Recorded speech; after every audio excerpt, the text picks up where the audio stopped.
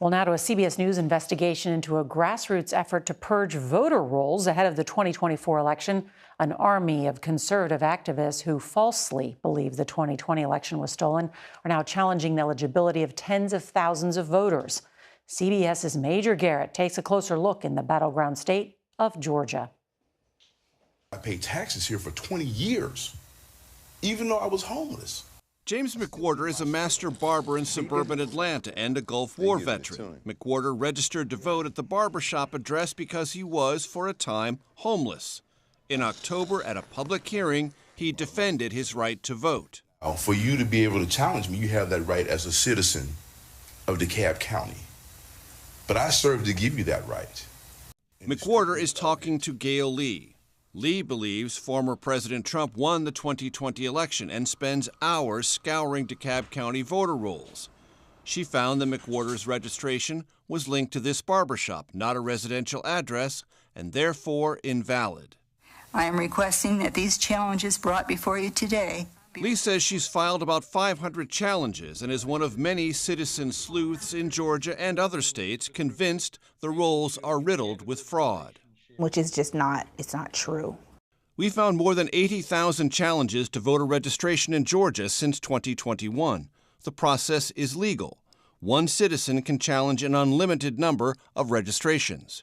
DeKalb County Election Board Chair Carly Swift told us the challenges tend to uncover administrative and technical errors that shouldn't deprive Georgians of their right to vote.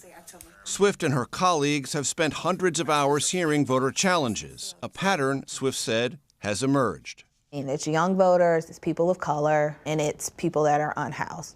Have you, in your mind, come up with an explanation of what the motive is? To disenfranchise a certain demographic.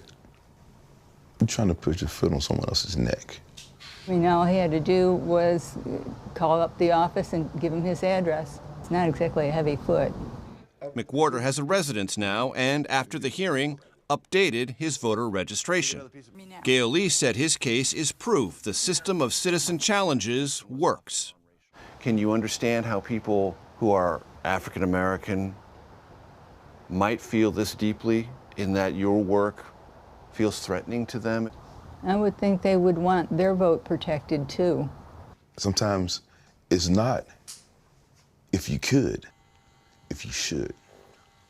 So what might all this mean for 2024? Consider this. Joe Biden won Georgia in 2020 by just under 12,000 votes. Our investigation found at least 12,000 of these challenges have led to names being removed from voter rolls.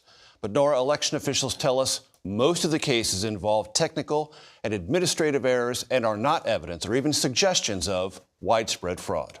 We should keep up this reporting. It's really interesting. Major Garrett, thank you so much.